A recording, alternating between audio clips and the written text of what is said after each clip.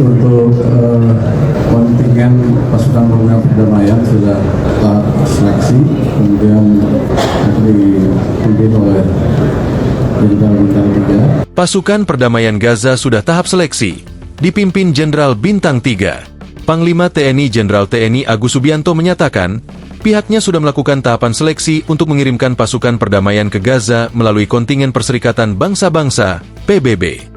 Kata Panglima, nantinya kontingen pasukan perdamaian Gaza itu akan dipimpin oleh seorang Jenderal Bintang 3 yang pasukannya terdiri dari 3 brigade komposit.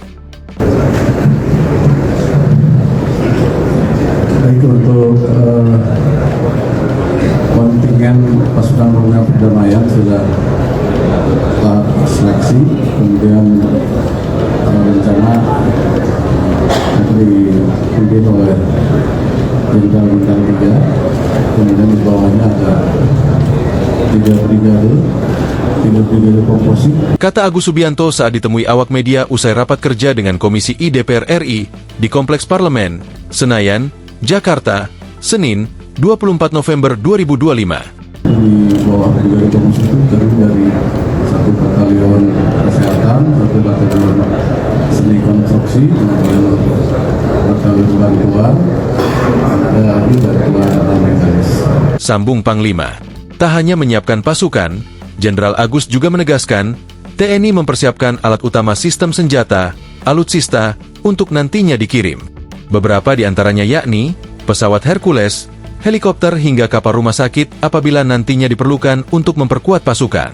Kemudian juga ada unsur udara, menyiapkan helikopter, kemudian pesawat C-130 Hercules, dan kita siapkan 2 kapal rumah sakit dari Angkatan Laut, lengkap dengan helikopter yang ada di pesawat tersebut.